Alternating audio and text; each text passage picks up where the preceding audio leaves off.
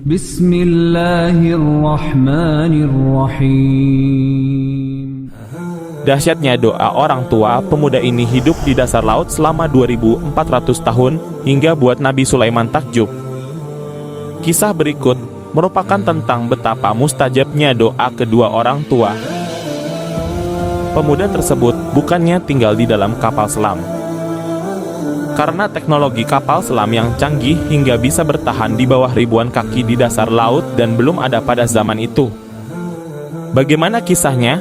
Nonton video ini sampai habis agar tidak sesat.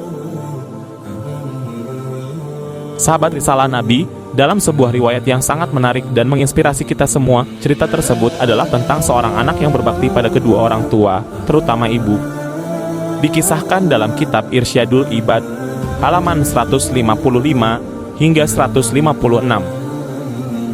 Pernah suatu ketika Nabi Sulaiman mendapatkan perintah dari Allah untuk pergi ke tepi laut. Di sana akan menemukan suatu hal yang luar biasa. Setelah mendengar perintah tersebut, Nabi Sulaiman bergegas berangkat menuju pantai beserta rombongannya yang terdiri dari golongan manusia dan jin. Sesampainya di pantai, Nabi Sulaiman melihat ke kanan dan ke kiri mencari tahu apa yang terjadi di sekitarnya. Teringat perintah Allah bahwasanya ia akan menemukan suatu hal yang luar biasa. Beliau terus mencari tahu, memalingkan kepalanya ke kanan dan ke kiri, namun apa yang beliau lakukan belum bisa menjawab rasa penasaran yang ada dalam pikirannya. Kemudian Nabi Sulaiman menyuruh anak buahnya dari kalangan jin untuk menyelam ke dasar laut. Menyelamlah ke dalam laut. Lalu katakan kepadaku apa yang kamu lihat di dalam sana. Pinta Nabi Sulaiman kepada jin Ifrit. Lalu jin Ifrit pun menyelam ke dasar laut, mencari tahu apa yang terjadi di dalamnya. Beberapa waktu kemudian, jin Ifrit muncul ke dasar laut dan menghadap kepada Nabi Sulaiman. Wahai Nabi Allah, sesungguhnya saya sudah menyelam ke dalam laut yang sangat dalam. Saya mencari tahu apa yang terjadi ke sana dan kemari. Namun saya tidak menemukan apapun di dalam sana. Ucap jin Ifrit memberi informasi kepada Nabi Sulaiman. Lalu beliau masih penasaran dan tidak begitu mempercayai apa yang dikatakan oleh jin Ifrit yang itu. Kemudian Nabi Sulaiman menyuruh jin Ifrit yang lain untuk menyelam ke dalam laut. Tolong lihat apa yang ada di dasar laut, hal yang luar biasa. Lalu datanglah kepadaku serta beritahu apa yang sebenarnya terjadi. Pinta Nabi Sulaiman kepada jin Ifrit yang lain untuk yang kedua kalinya. Menyelamlah jin Ifrit dan selang beberapa waktu, jin Ifrit pun muncul dan menghadap kepada Nabi Sulaiman. Apa yang dikatakan jin Ifrit ini sama seperti perkataan jin Ifrit yang pertama tadi, hasilnya nihil. Mereka tidak menemukan apapun hal yang luar biasa sebagaimana yang dimaksud oleh Nabi Sulaiman. Masih belum puas dengan apa yang dikatakan Ifrit, Nabi Sulaiman memerintahkan Asif Barkhiyah dari kalangan manusia untuk berdoa kepada Allah agar memberitahu apa yang terjadi di dalam laut. Asif Barkhiyah adalah menteri Nabi Sulaiman yang disebut di dalam Al-Quran pada surat An-Naml ayat 40. Dia juga seorang waliullah yang doanya diijabah oleh Allah. Beritahu kepadaku apa yang terjadi di dalam laut sana, pinta Nabi Sulaiman kepada Asif Barkhiyah.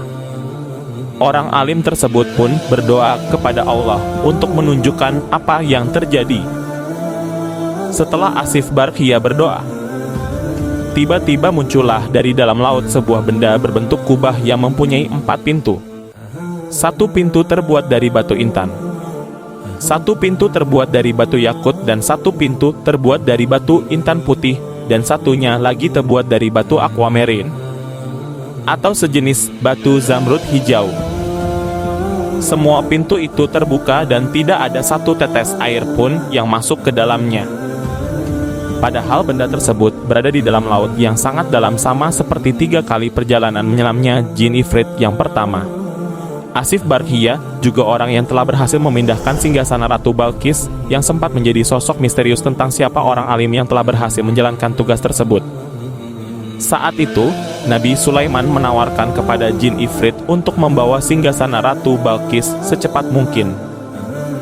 Penawaran jin Ifrit Sanggasana Balqis akan tiba sebelum Nabi Sulaiman beranjak duduk dari tempatnya.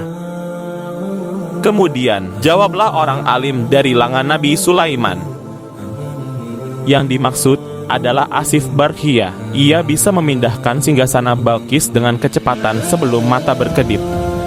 Penawaran tersebut membuat Nabi Sulaiman takjub. Hal ini lagi-lagi kalangan manusia yang taat lebih unggul dari golongan jin. Lalu, benda yang berbentuk kubah tersebut diserahkan kepada Nabi Sulaiman.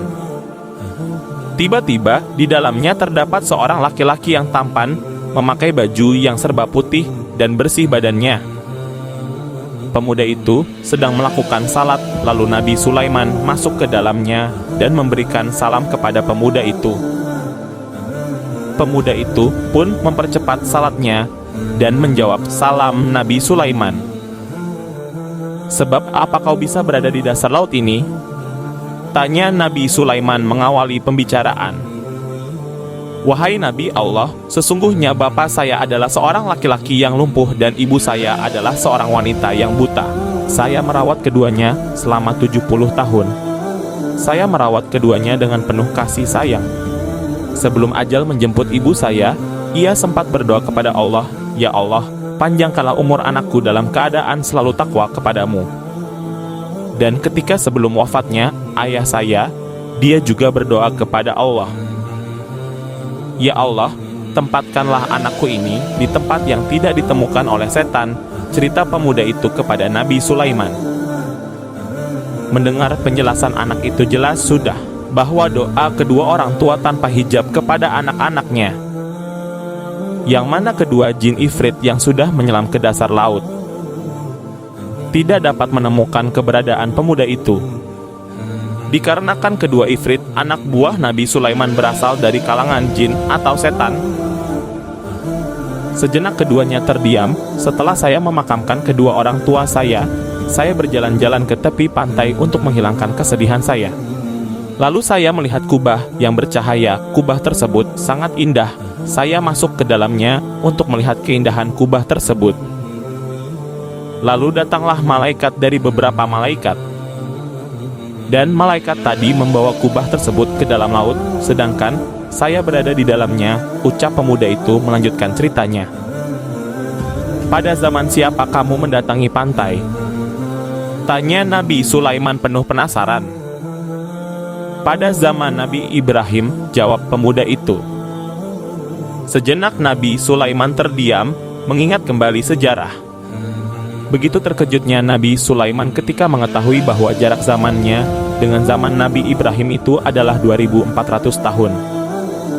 Begitu panjangnya umur pemuda tersebut, dan yang anehnya lagi, tidak dijumpai satu helai rambutnya yang beruban.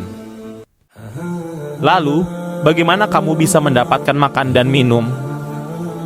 tanya Nabi Sulaiman lagi yang semakin ingin tahu tentang keadaan pemuda itu. "Wahai Nabi Allah, setiap hari datang kepadaku seekor burung yang membawakanku makanan sebesar kepala manusia. Lalu saya memakannya.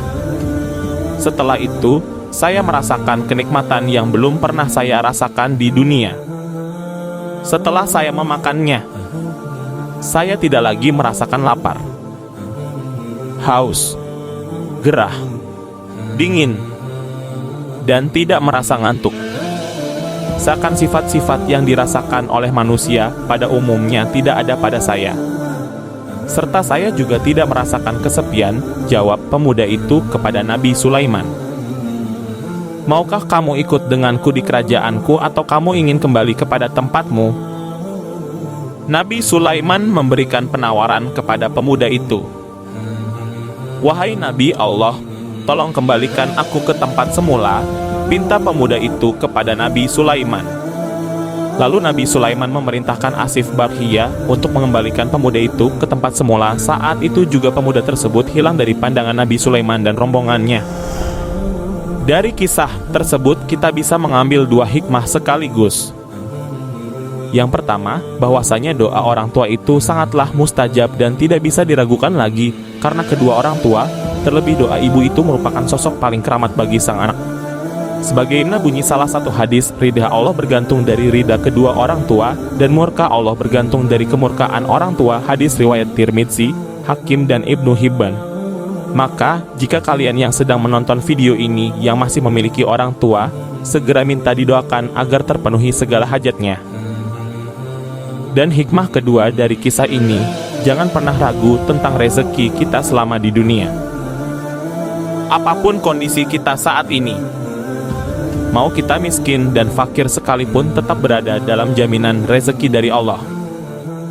Asal kita taat kepada Allah, selalu beribadah dan meminta petunjuk, rezeki Allah akan terus datang. Sebagaimana kondisi pemuda yang tinggal di dasar laut tadi, melalui seekor burung Allah antarkan buatnya makanan yang lezat. Semoga video ini dapat menambah rasa cinta kita kepada kedua ibu bapa, dan yakin pemilik rezeki adalah Allah. Mari sebarkan video ini ke seluruh media sosial, agar lebih banyak lagi orang-orang yang berbakti kepada kedua orang tuanya.